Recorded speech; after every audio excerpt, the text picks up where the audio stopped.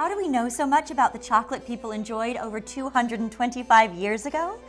In large part, it's due to research done by historians with primary sources, such as letters and receipts.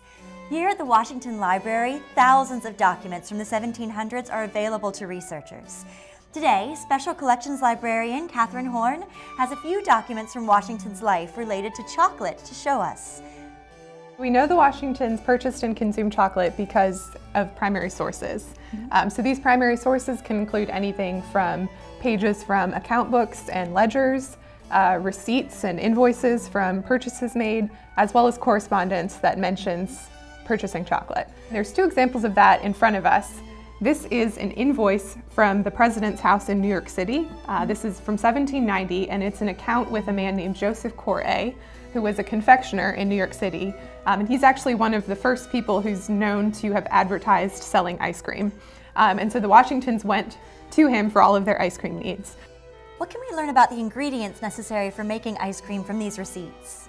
Well, what's great about this receipt is that it lists item by item every single thing that the Washingtons purchased for the presidential household. So this includes listing for cream, it includes a listing for ice, and it includes listings for sugar. And those are the three main ingredients for ice cream. And then this document here is a letter from Martha Washington written in 1794, and in it she mentions purchasing chocolate. In this letter, amongst other news, Martha specifically writes that she has sent the chocolate to Fanny Bassett from Captain Mitchell. Now, if Fanny Bassett's at Mount Vernon, where is Martha Washington writing to her from?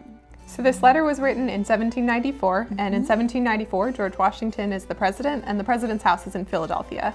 So Martha is writing this from Philadelphia.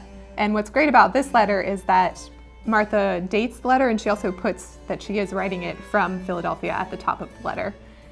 That information is not always on correspondence, so it's really great when it is, because it makes it easy for us to date the document and locate it. So we know from the letter that Martha writes that she's sending the chocolate by a man named Captain Mitchell. It's possible that he would have delivered the chocolate by carriage. This would have been very common in this time period.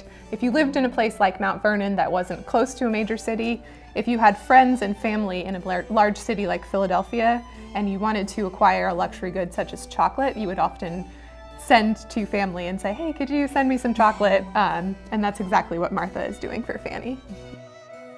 Click the subscribe button below and the bell icon to get notifications for new videos about George Washington and behind-the-scenes work at Mount Vernon.